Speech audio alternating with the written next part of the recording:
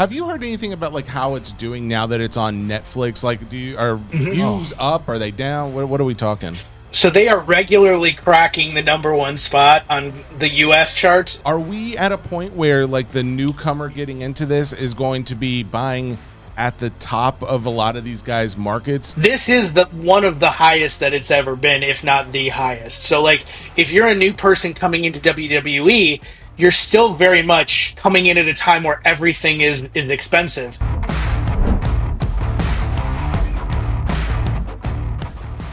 Welcome to Hobby Nonsense, everybody.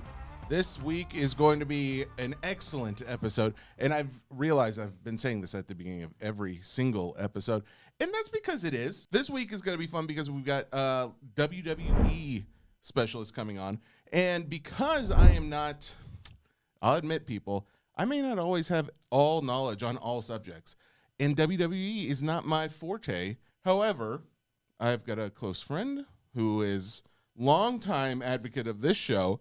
Mr. Ray Solorio's joined us today. Ray, how are you? I'm good, Jesse. How are you? Thank you so much for having me back. I'm super excited to talk wrestling. To have you on and not specifically bring you on just for Pokemon, is that weird for you? I know. Hey, wrestling was like my first love, so I'm super excited. And I told you earlier, it might get super nerdy. And so, like, if you have any questions, stop, because I get deep in the weeds of wrestling real quick. I chat GPT'd this. I've got some really solid questions for Adam. Adam Gelman is going to be joining us, who I believe he's been on this show before. He's definitely been on the SCN episodes in the past, but I thought would be good because we don't give a lot of WWE attention on the Hobby Nonsense pod because there is so much question of like sport or non-sport. We've asked this questions a million of times. I do think there's enough entertainment aspects of it that it needs to give an episode of attention to it. But before we get into that, he's not here yet. He'll join us here shortly. I did want to at least pick your brain on a couple of things, and I will ask you about Pokemon as well. Hey, I'm here, baby. I'm here for it. Okay. I just got back from the first ever at the Nashville Fairgrounds, the Nashville Poké Fest. I'm very curious how this went because I feel bad. I texted Jeff, the promoter of this show, and I told him my granny had fallen. My mom needed help putting a wheelchair thing together that goes on the back of her car, and so Friday was the day I was going to be able to go because my weekend was already gone, and I didn't get to go. And you did, so I'm living vicariously now through you. How was it? It was amazing. I thought it was great. You know, if you guys have ever gone to the Nash Annual, the big card show that they do at the fairgrounds. This is the Nashville show. The Nashville show, yes. Not the national where it's usually like in, Chicago, but they call it the Nash Annual, which, the National, to be honest, is a terrible name. No, it's the best name. The National should have to change their name. Okay, well, there you go. Yeah, so they had it at the same space, not as big, of course, because the sports cards were out of it. So this was only non-sports. Yes. TCGs, non-TCGs, which, for me and Pokemon, it's really hard for something that like really gets my like gear, it gets me excited. One of the things that I found super exciting there that a vendor had was these Japanese Disney cards. And I don't know anything about them. Japanese Disney cards. Japanese Disney cards. So he had a whole, like, all the Disney princesses there and, like, PSA 10s. Oh, really? And I was like, wow, this looks really interesting. That's what caught my attention. There was a vendor there selling Pop Century. Which was singles or boxes? Singles. Oh, really? Singles and boxes. And that was what he was mainly moving, was Pop Century? Correct. Really? Correct. Okay. So Pop Century, and there was another vendor, which this was my favorite, and I took a video of it. They had a signed old Star Wars Luke Skywalker card. Oh, and cool. And that's from the 1977. Yeah, okay. Beckett per 10. Yeah. And the inscription says, "Does this suit make me look fat?" That's Mark what Hamill. Mark Hamill put on there. Yeah. Still, would you say it was like pretty filled? Like no, it was packed. I went there Saturday morning. I got there pretty early, so right when I got there, it wasn't as busy. But as the day moved on, like after lunch and stuff, it got busier, and you could tell it got busier because it was really like for you to be able to go up to a table and just kind of see what the vendor had. you almost had to like wait a little bit. You couldn't just like go up to the table and see and say, "Oh, let me see what you got." There was people that's there like looking first, making moves, making deals, and you almost had to like wait your turn, especially if it's something that like good that they get. So one of the things that I wanted to bring up, Jesse, which I found it super interesting, and I know this has kind of been a thing. The graded guards, like the bumpers that you put over a graded card. They pay PSA and Beckett and stuff like that. Absolutely. There is, and then going back to like the flipper episode that we went to, that we talked about. There is an aftermarket for some of those colors. Oh, really? So Graded Guard has started to release limited edition colors, and they're like $10 if you get them off of the website. Oh, wow. There's like one. It's like Nebula. It's like black and purple, like a gradient into the black and goes into purple. Oh, wow. $150. Are you kidding me? So you have vendors there actually like selling these colors, and people are buying them all day long. That is much more. I feel like you line that up well as far as like prefacing that with the flipper episode, because it doesn't feel like a card related thing, except of course it goes around a card, a graded slab. But that is interesting that there's such an aftermarket for colors. There's like a sunset one that's like $200. No way. Yeah, that's something. If you're holding on to these, if you guys have your cards on the shelf in that and you don't care about the purple or sunset color, you may be holding on to a few $100 right there. Okay, so going back to the show. Traffic was good. This was my thinking. It was going to be 99% Pokemon and then a couple others. I would venture to say it was probably 90% Pokemon. Oh, okay. But 90%, it was still a lot of Pokemon. There was a lot of Pokemon. I saw One Piece. The really cool thing that I witnessed is people literally walking around with their binders, their PC binders. And there was one girl on there. And I took a video. I'll send it to you. She only collected like Pikachu cards. It's funny because to me, I've often thought of collecting Pokemon. Like the people who collect Pokemon, those binders are meant to fill like the complete set, right? Or like initially that's what the thought is. But I don't typically associate them as, in the sports world, they're collecting like an individual player or something because that's their favorite player. And it would make perfect sense why they wouldn't collect just Pokemon or just Pikachu or just Charizard or whoever else it may be. Is that something that... Is that a common thing in the Pokemon hobby? I know a guy that only collects two things. Houndoom is a big Pokemon, but he only collects Pokemon cards that look like they're hugging. They're going in for a hug. Really? And the same guy also collects cards that look like the Pokemon is under the influence. Yeah. You know what? I think I've seen that guy on Instagram, or at least someone else is also doing the same thing. I saw that just recently on Instagram where someone was collecting ones that are under the look of under the influence. Yeah. I didn't know that was like a So it's like a thing, like, ironically, like my wife, and she's not into the hobby whatsoever. Yeah. But like Growlithe is like her favorite because we snuggly tiger dog. And we have a dog, Golden Doodle, shout out to Tater. But she's like, she has a little binder, and anytime I have a Growlithe in a set, I'll give it to her and she just puts it in her little binder. Oh, wow. She's like, look at these cute little Growlithe cards. Did you notice any kind of difference in the demographic of what you would expect at a sports card show versus that show? Yes. Oh, really? Yes. Okay. What are we talking? A lot more women. Oh, was it? Okay. Yes. Interesting. Yes. Age the same about?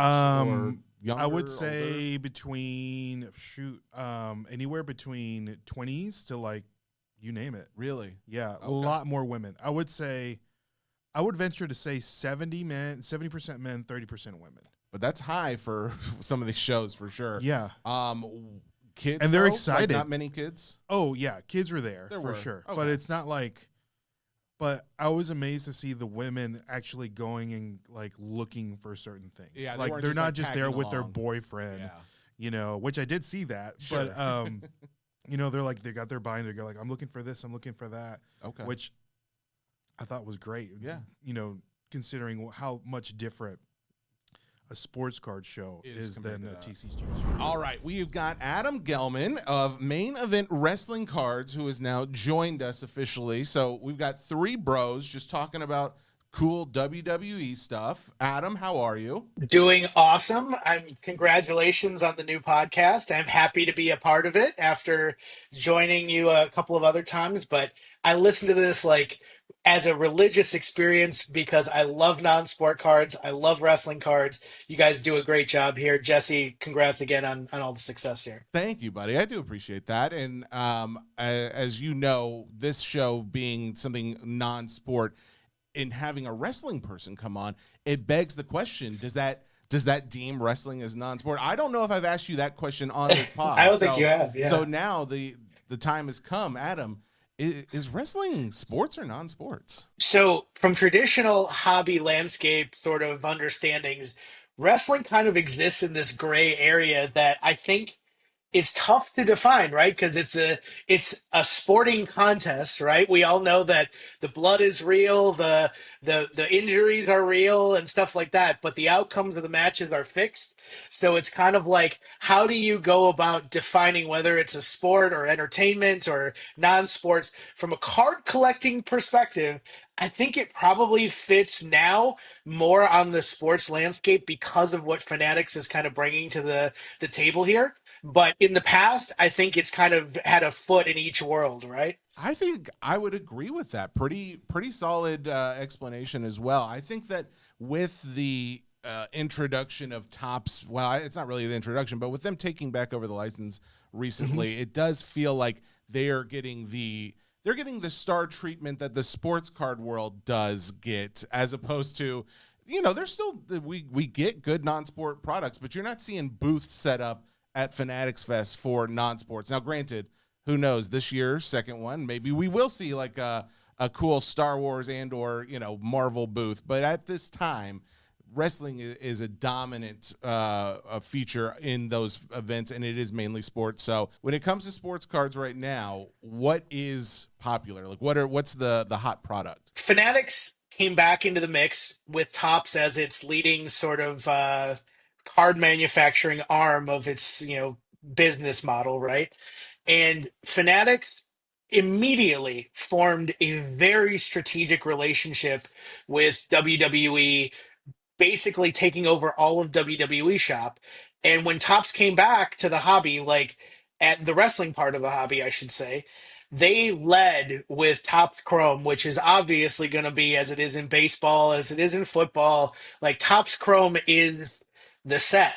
And so right now, because Topps is kind of in this sort of lull, if you will, like they've released a couple of smaller things since the hobby release of Topps Chrome, but I think people are still hunting down Topps Chrome like it is going out of style because it's like the price per box has gone up so dramatically because the supply is being eaten up by so many people wanting to get a hold of it.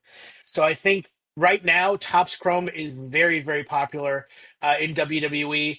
They've had this release of Cactus Jack, which is a Topps Chrome variant, I would say. It's its own product, but it's like Travis Scott's branded Topps Chrome product, like they did for baseball at Fanatics Fest last year. They released it at WrestleMania this year. Very, very limited release. So that's very popular as well because everybody wanted to get their hands on these exclusive WrestleMania cards, right? It's the Super Bowl of wrestling. So to have this Cactus Jack product come with such a shortage of available boxes for collectors to rip, like it's been going crazy. The singles have been selling insane prices. And then you go back to even the Panini stuff, like the rare and desirable cards from Panini will continue to be valuable and desirable even now when Topps comes back. So we've seen people go on these epic chases to hunt down like all of the rare and desirable Panini cards, similar to the way that they're doing in basketball and NFL, because Panini's sort of transitioning out of those major licenses in the short time frame here. Well, and I know when we came back from the Topps conference, one of the points they made was like on the Fanatics website where they sell like merch and things like that.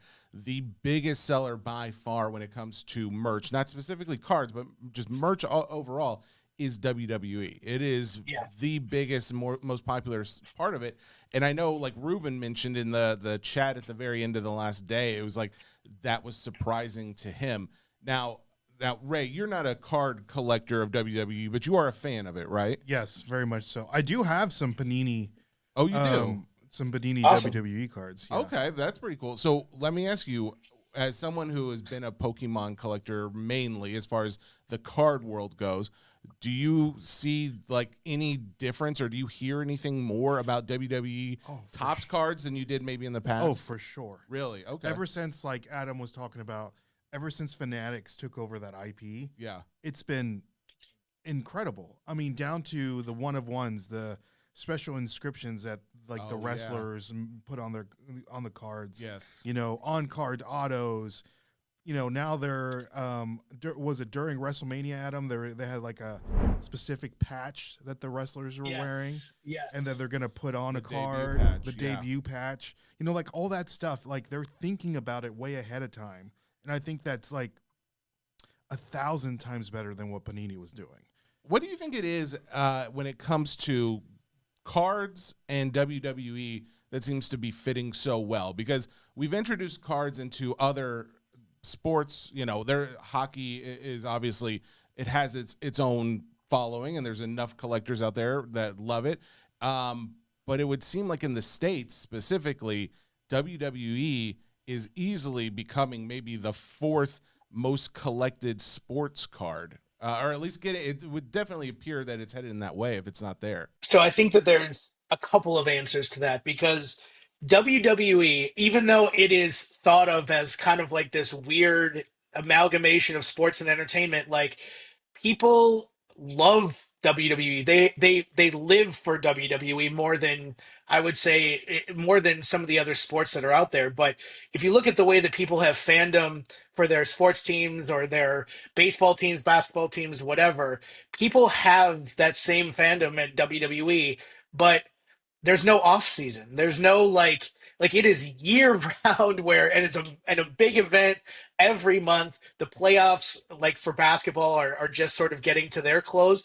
The playoffs, quote unquote, for WrestleMania ended in April, but they're already like well into their next sort of stages of things. So people get to engage year round. And from a memorabilia perspective, like WWE has always had people chasing down autographs, chasing down the action figures, chasing down you name it, like to the most oddball thing, like a Stone Cold Steve Austin toothbrush or something like that. People have collected all of these things for decades because back in the late 90s, like wrestling was, part of like this social experience that everybody had. You walked in around your high school, you saw people wearing Degeneration X and Austin 316 t-shirts. Like, so those types of things have translated for such a long period of time.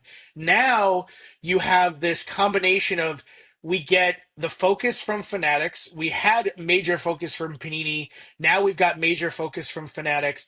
But not only that, they're drawing easily accessible parallels between what the experience is for NFL, NBA, MLB, and transitioning that into WWE. Starting with Prism coming out in 2022, there were really easy ways for people to cross over between sports cards and wrestling cards. And now with Fanatics coming in and Topps doing very similar things, like plus all of the marketing and ramp up and stuff they've done at the industry conference, the massive amounts of awesome things that they're doing to bring chase to WWE. Like you're ripping a Pokemon pack, you want to pull the Umbreon SIR, but if you are ripping a WWE pack, there really wasn't a chase until like you get into some of these other things. I'm trying to draw Pokemon parallels for you, right? But like I think like the understanding here is like we're finally getting to a spot where there's enough attention from the card manufacturers that they're starting to invest more in the product technology. They're starting to invest more in the programs that they're putting behind the cards. You saw what happened with the buybacks. Like everything sort of snowballs to a point where you get to this fandom that has more social media followers than NFL, NBA, and MLB combined. Like all of that stuff really translates to creating this new community. Oh, by the way, you have these exceptionally passionate people like myself and others who will love to have more people join in our fun times and be a part of this. So I think it just sort of all is this big snowball effect that's going just as good as it can possibly be. And I've been collecting wrestling cards since like 2017. I've been collecting sports cards and writing about sports cards since like the early 2000s. So like this is as best as I've ever seen it. I thought that there would be kind of a transition period between the Panini and Top stuff, but it's really sort of just continued that crazy upward trajectory. Who would you say is one of those chases right now? If it's not one, maybe it's multiples. Yeah, I mean, like it's more a type of card, right? So I think what Topps brought to this new product, they brought a ton of superfractors. So like if you look at the way that everything was built prior, there are like Stone Cold Steve Austin has like five superfractors in this new product. You know, The Rock has 15 superfractors. Like it's always the big names that are driving the conversation, right? So The Rock and The Undertaker, Triple H, who runs all the creative for WWE, he just signed his first card on card in like 2 3 years. So like the Rock just signed his first card in in almost 25 years. Like all of these things are really the big chase right now. Now, when you say The Rock signed his first card, he signed it as The Dwayne Rock. The Rock Johnson or just The Rock. He signed it as The Rock. He's had other Dwayne Johnson cards that have come out, but this is his first like on card wrestling card that he signed since I think 1999 Comic Images or something. So he's had other cards that he signed as Dwayne Johnson though. So That's you cool. mentioned like Travis Scott, obviously Mhm. the Cactus Jack thing being very popular. I like the fact too that Fanatics is like, oh, you know what? If we're gonna be doing this, we need to be like selling these boxes at the events, like at these big shows. So the fact that they had it at the WrestleMania, it was WrestleMania, right? The other Yeah. week. So the fact that they had it at these big events is like genius from a marketing point of view. It's like, where else are you going to get the biggest fan base to go out and get that product? But not only that, it made me think, who else is coming up in the wrestling world that might be a name that comes from outside of it? So Travis Scott being probably the one that a lot of us think of as one of the newer people entering that space. Mhm. And then you've got like the Logan Paul coming in there too. But is there anybody else that is coming into that space right now? From like a celebrity perspective, Yeah, or from like outside of that. Like, is anybody like have you seen someone like I would guess, I'd imagine like the way they do this is just kind of like introducing them, like their character or something, and for a moment or talking them up, and then it's like next thing you know, they're at one of the events, they're in the ring doing whatever. I'm just curious, are we the non WWE watchers going to expect to see other celebrities Yes. coming into this space? Yeah, so you mentioned Logan Paul, just to touch on that, because at the industry conference, they showed that Topps does have autograph rights, look likely for the first time ever for Logan Paul. So I think people got confused because the card was like a debut patch, but and like Logan Paul's been on Raw for a very long time. I think that was just an artist rendering of what the card is going to look like. But Logan Paul, it was just basically a vehicle to tell people, hey, Logan Paul is going to have cards in upcoming WWE products. Very controversial individual, but he's obviously going to sell. The other sort of one that hasn't been mentioned is Pat McAfee. So Pat McAfee had a select card in Panini's products before, but didn't have autographs, didn't have any of that stuff.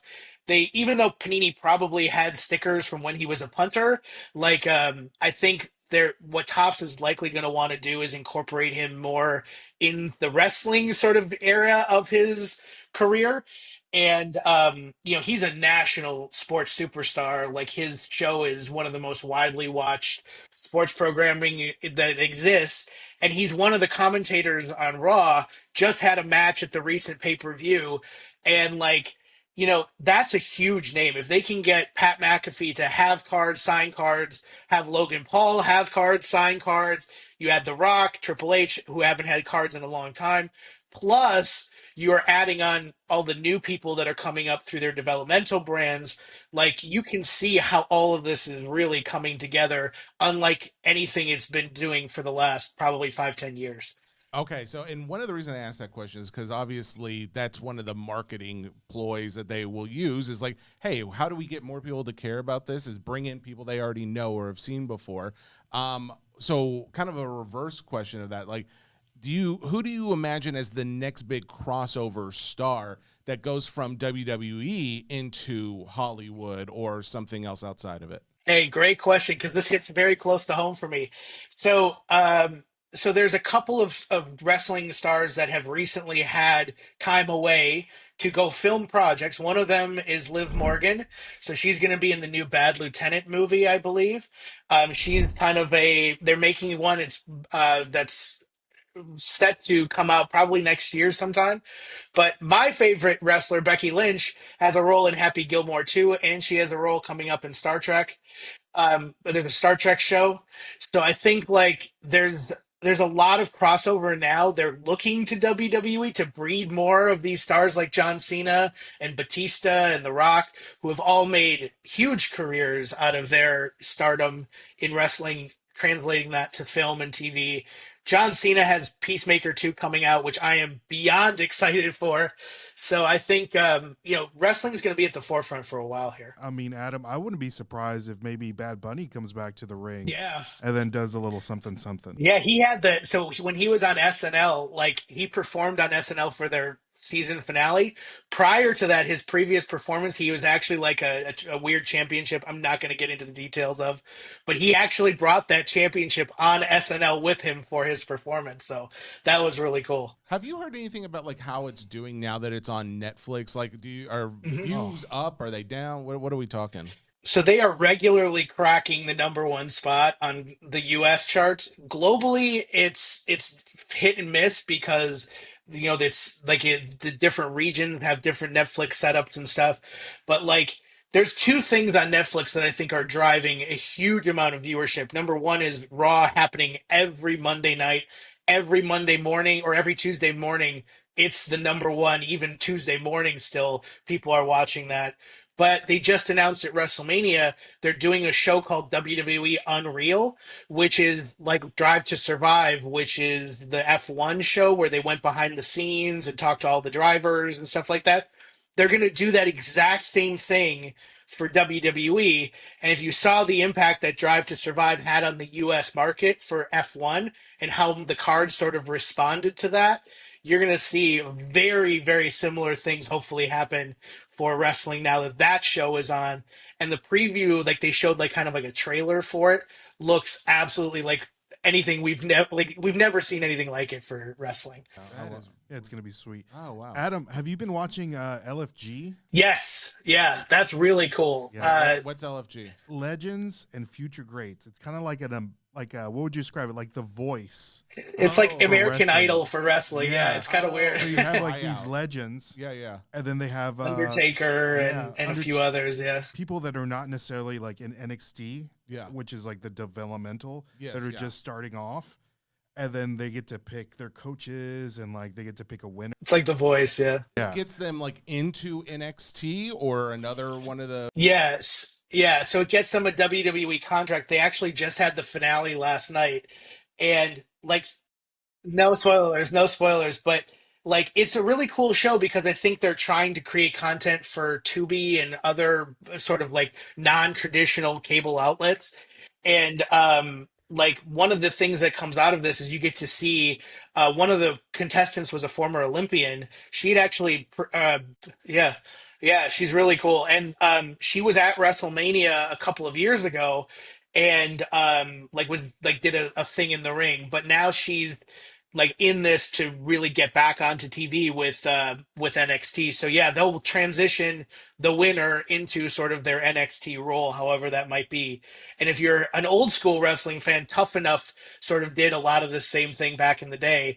But I think they're trying to revitalize the brand a little bit because a lot of the Tough Enough guys really never made it the way that they had hoped. So okay. Yeah. All right. So when we talk about the cards of WWE, we talk about them as the viewpoint from us, like as being in America. Have you heard of what they do outside the States? And, and to go along with that, is there a WWE or something that coincides with this outside of the States? Yeah, so wrestling has a humongous international impact.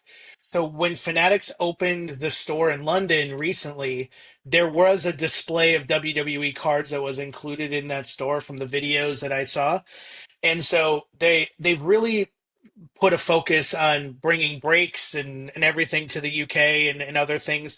But even in Asia and India, and a lot of the other countries where WWE programming is shown, like I've recently purchased cards from collectors who have lived well outside of the United States. I've bought one from France. I've bought one from China. I've bought one from Japan, and like it's crazy to interact because most of my into like the negotiation that happens on these deals is done through Google Translate. So it's really cool to see how you communicate through these new platforms. Um like there's a version of eBay that exists in all of these different countries. Plus, you have international breakers. I know there's a number of breakers in the UK. There's a number of breakers on whatnot that happens for Germany and for France and for Japan. And then on Fanatics Live, I believe they're trying to get it extended a little bit out beyond the US borders, Canada, etc. So, I mean, like, there's a huge international audience for WWE, and that's one of the reasons why the cards have gone so crazy is that people are buying them all over the world. Are there leagues outside? Like, like there's Yes. MLB in Japan and other places, but like, is there, yeah. So what is that? They have international, what we call indie promotions. So like you have NJPW, which really isn't an indie promotion. New Japan Pro Wrestling has gone back for decades and decades. Hugely popular wrestling in Japan. They have, yeah, and then they have like UK has smaller promotions across all of UK, Ireland, everything. Some of the wrestlers like Gunther and Becky Lynch and all of these guys come from that. Finn Balor too. Like a lot of the English wrestlers that are on TV right now are from those types of indie promotions and have roots there. And then you have they're expanding. I think they just bought AAA, which is a Mexican promotion. So like you have this humongous Mexican national lucha libre type promotion with stars that stretch all the way through Latin America that will be absolutely huge. A lot of them should have cards too coming up. So like that's going to translate pretty cool in a way that maybe Topps gets access to some of that those names and their content that they can create. It's going to be cool. Man, that is so cool. Well, I don't want to take up a ton more time because I find that I could probably ask a ton of questions. I have one or two more. One Sure. being, what about like some of the older guys, like the Hulk Hogan's and the Stone Cold Steve Austin's? A lot of the names we mentioned at this point now, it's like, oh well, they're getting more cards and they already had cards before. Does this help increase like older card values? Does it decrease their newer stuff? How is that? How are you seeing that go? I think for the most part, the newer stuff and the older stuff are collected by different groups. I mean, there's some crossover, but like you look at baseball vintage collectors versus modern baseball collectors, even on the non-sport side, the people who collect maybe the old Batman cards may not are buying into the new DC products that are released through Kakawa or whatever. So I think like there's a very big differentiation there between the audiences, but I mean, Hulk Hogan and those guys are still very, very valuable in modern cards, but they're also very, very valuable in the vintage side as well. So I don't think like that it's really had an impact one way or the other outside of the already upward trajectory that wrestling cards have been on. Okay. And then, so who would you consider to be like a blue chip investment if someone wanted to buy? Because now it feels weird talking about wrestling like this, but we've talked about baseball and basketball and football like this for a long time of like, who would I buy now if I wanted to hold and see his value increase in a decade or two, or give to my kids? Like, what would be good value for them? So what's the answer to that when it comes to WWE? So I think unlike mainstream sports, like the non-playing days cards of these wrestlers are still exceptionally valuable. So investing in the names that have already been there, the Stone Cold Steve Austin and The Rock and whatever, like unless something drastically changes in the scope of the hobby, those guys will continue to go up in value because as more and more people enter this space, they're going to want to go to guys like they know. It's not like baseball where pretty much every baseball collector coming in knows kind of the way to go. With wrestling, they're all gravitating towards guys that bring this nostalgic sort of experience with them. But there's also some newer guys like Braun Breaker just recently got elevated into this new group with Seth Rollins.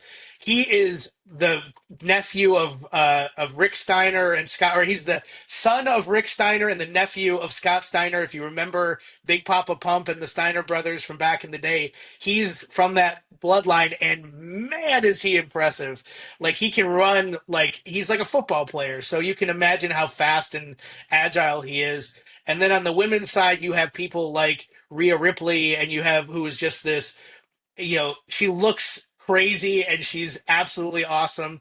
Then you have like Tiffany Stratton, who's a former gymnast, coming in, winning titles really, really young.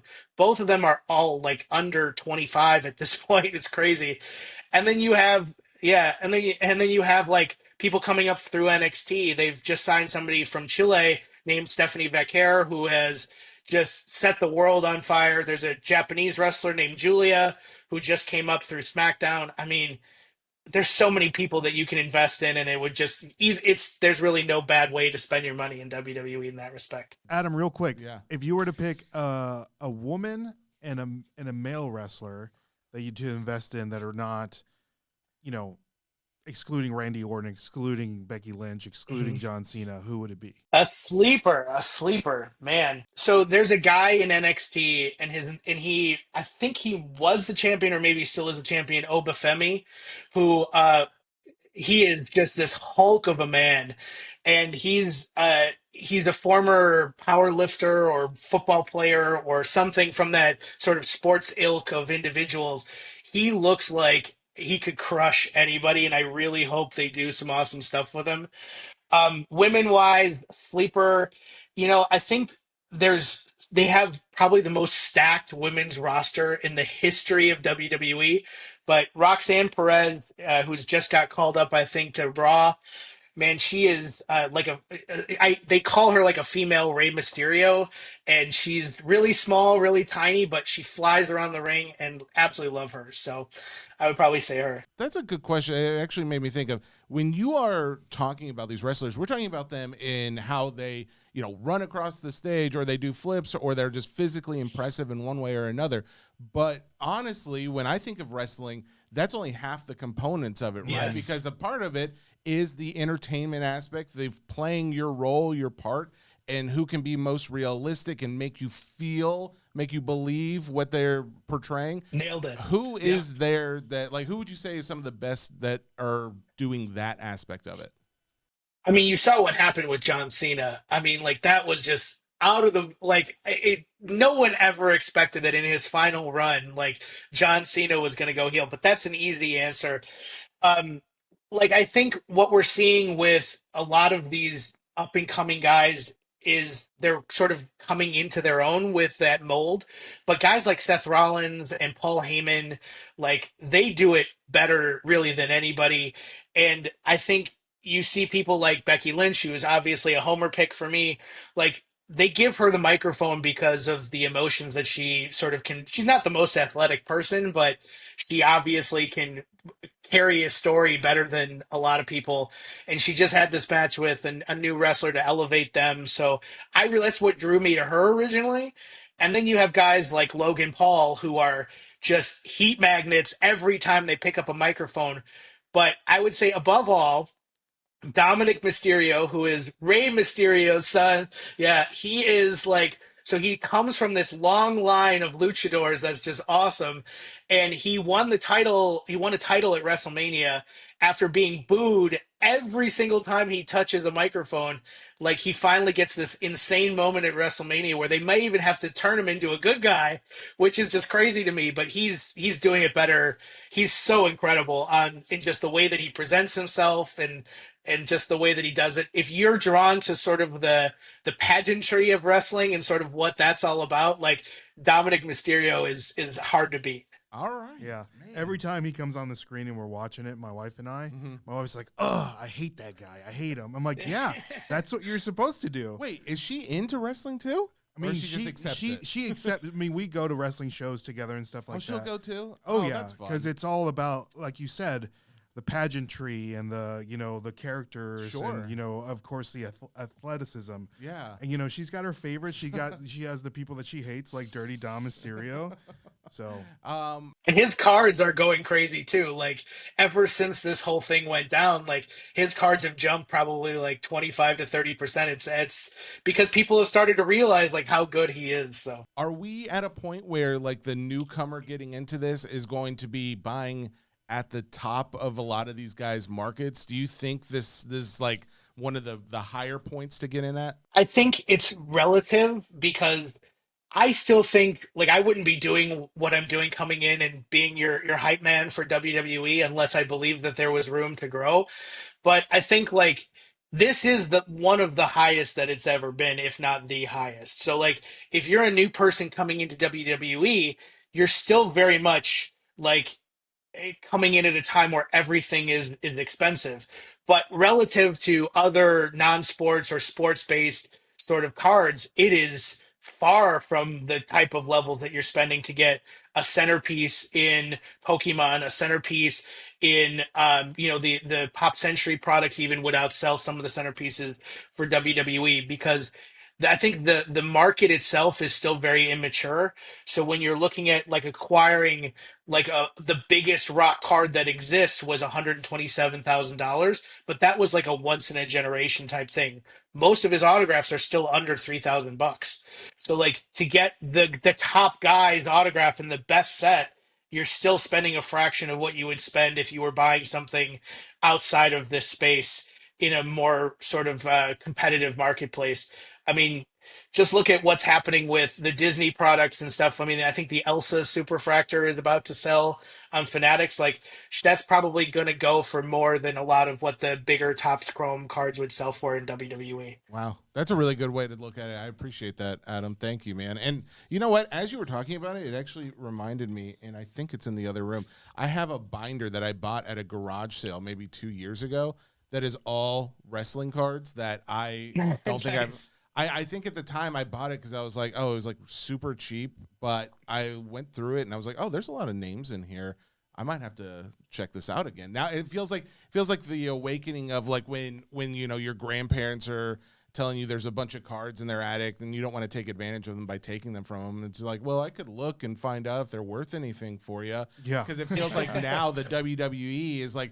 It's been there while the card market has come back, but at the same time, there has not been as big of a bump in pricing as you would see in some of those other sports. So, yeah, maybe now's the time to start pulling those out. So you can find me at www.patreon.com/main event wrestling cards. Free for everybody. All the information I post is available for all the members. You can find me on Instagram at WWE Gelman and see my complete obsession with collecting Becky Lynch. And on X or Twitter or whatever it's called these days, I am at SC Uncensored.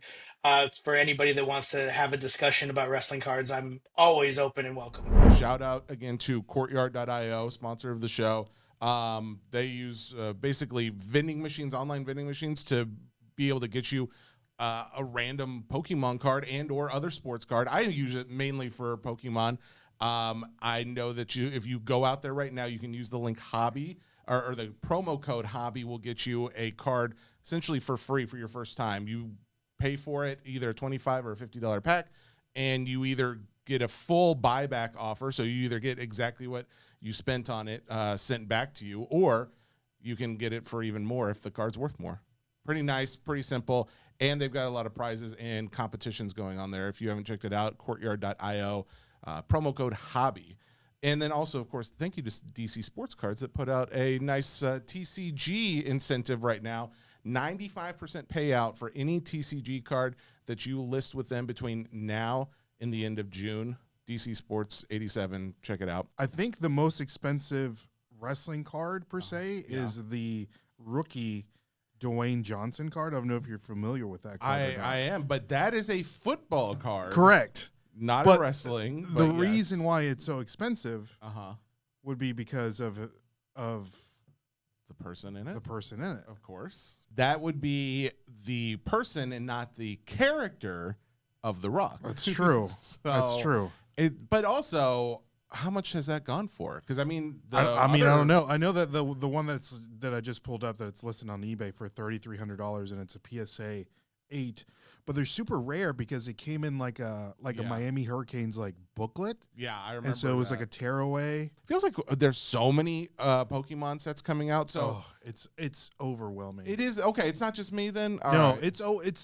It's like this. You know, we have I don't know if you heard about the new set that's the black and white one. Yeah, which is crazy. It's 2 separate sets releasing at the same time. No. Yes. So the black one is going to have its own cards, and the white one's going to have its own cards. What? Yeah.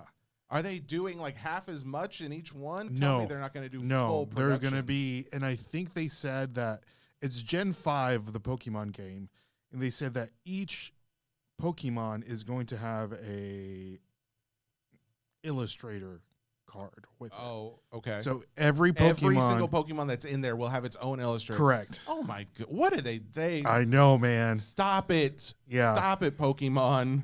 See, that is a little annoying. That's to me annoying. Because it's like we're at a place where it's like, oh, the market's really good. And maybe, I don't know, if I'm trying to view it from devil's advocate, maybe it is like, oh, well, the more cards out there will dilute the market some and prices will come down.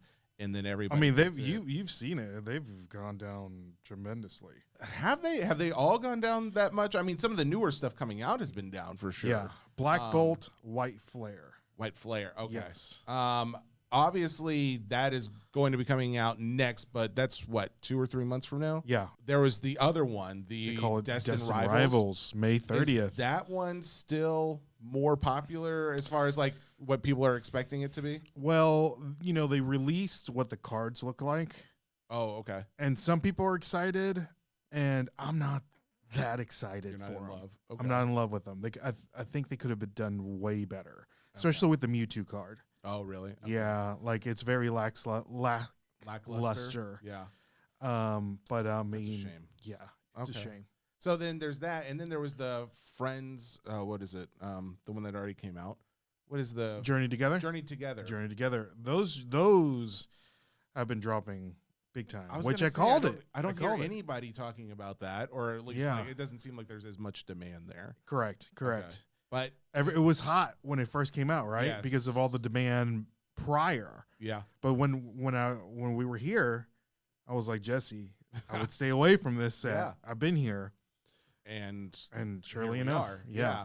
I think by the time that Black Bolt and White Flare comes out, everything will kind of fix itself. Like you'll be able to go to Target and Walmart and finally find things on the shelf, because there is nothing on the shelf. No, yeah, I still go by there every time I'm in there. I never see anything.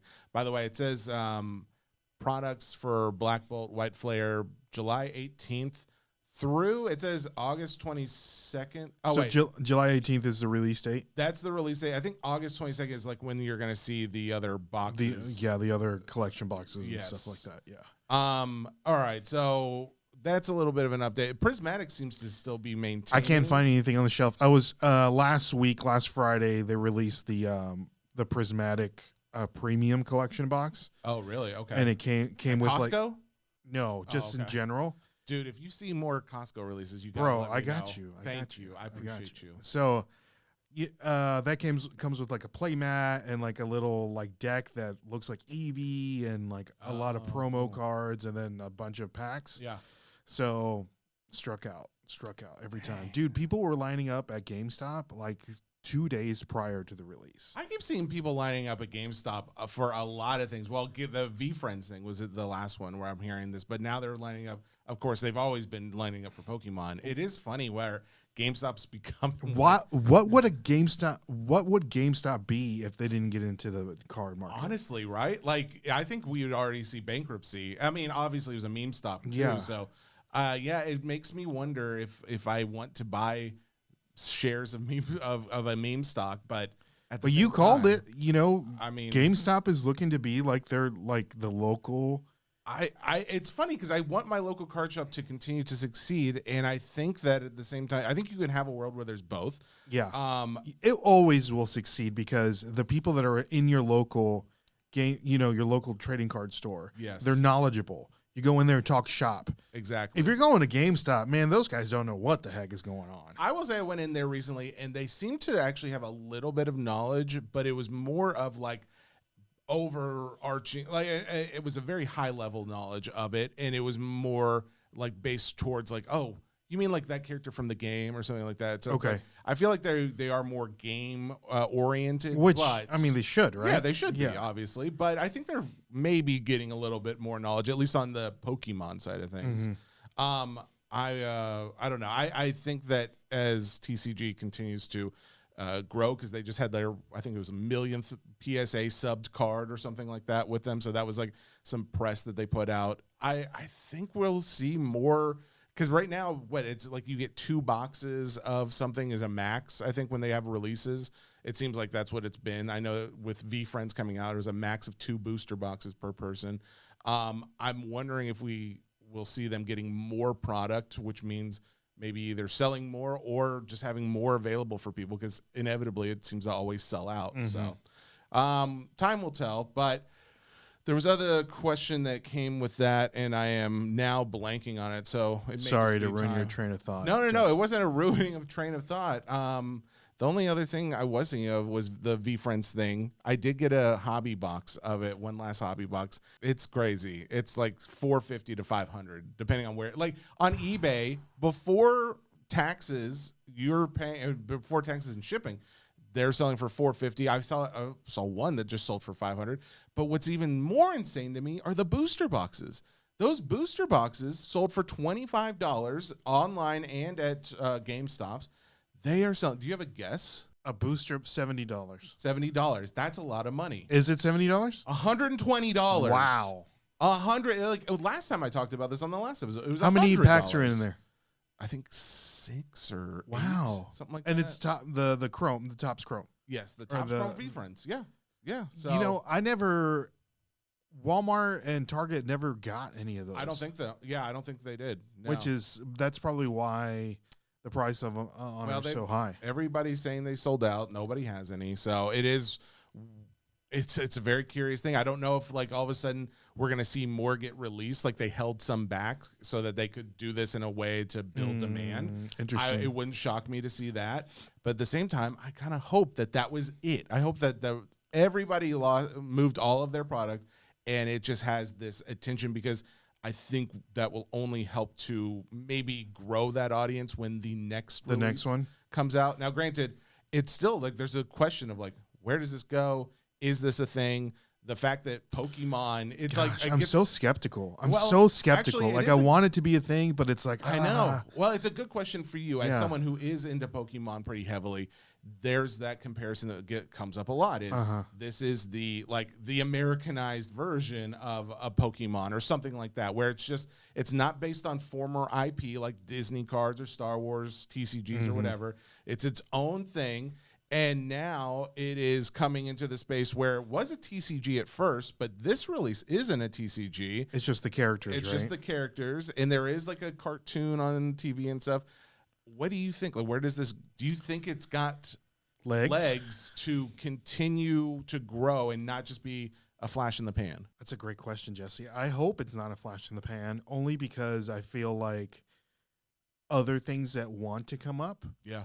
Like we heard, like MetaZoo was gone, and now it's like coming back. Oh, it is? Yeah. I thought they filed for bankruptcy. Yeah, but it's coming back. No. So I don't know if someone bought the IP or something like that, but really, like I want other non-sports cards and TCGs to do well. Sure. So if this does well, then I feel like other things to do well. And I think the door for others. It's funny, like in the V Friends Topps Chrome, what I really like is they have that stamp on there. The Chrome first. Oh, yes. Yep. So it's like a first edition. Yeah. You know what I mean? So it's like, man, this is the one. And what is the chase? The lucky cat or whatever? Black cat. The very, very, very, very lucky. Yeah, and something like that. Yeah. So it's funny that it's like the Umbreon is like the Pokemon chase nowadays, and like this Black Cat is the V Friends, and I would like to get my hands on a Black Cat. Yeah, I think that would be cool. Well, they sell pretty well, so I'm sure anybody would want that one. It's going to be hard to get, but I just got my PSA magazine in the mail, and it was a V Friends magazine. Oh, really? I've got it actually at home. I haven't looked at it yet. Well, there is a V Friends sticker pack in the magazine. No, there's not. Oh boy, there's one card in it. Okay, hang on. I'm going on to eBay right now. I think $90 was the last sold comp you are kidding of the magazine. PSA magazine V Friends stickers. Okay, $90 is what it. Hang on. All right, V Friends super stickers from PSA magazine exclusive. I am not kidding you. This one, so I guess some of them are numbered. I didn't know. Yeah, like the stickers, right? Yeah. This is they say a rare robot Violet out of 55. Okay. Sold for $1,500. Wow. 15. The Noble Numbat out of 55 sold for $550. All right, I'm going. I guess I'm going. I didn't get a numbered card. I got some dog. I can't remember what it was. Oh, you probably got the Irish Terrier. Yes, the insightful Irish Terrier. Yes, in the red with the red background. This one is different. Maybe that one's probably on the back of the packs. They have the different. The red, the green. I guess the refractor colors. It says it. Yeah, on the back. On the pack. Like that. Yeah, and the one of one is the. Whatever you called it. This is exactly what they need to do with normal sports cards. On each pack, it should say what the color is out of and what the name of that color is. Because all too often it's like, I got an orange out of 50. That's not an orange. That's a shimmering burnt sun or whatever it is. It's like but it says it on the back of the pack. Okay, well. If you had the out of 55, it would have sold for $450 as of 2 days ago. So, but I thought it was really cool, because I opened up the package in the magazine and I went to go flip through it and the pack fell out. I was like, oh, that's fun. Yeah. Wow, dude. Hey, you know what?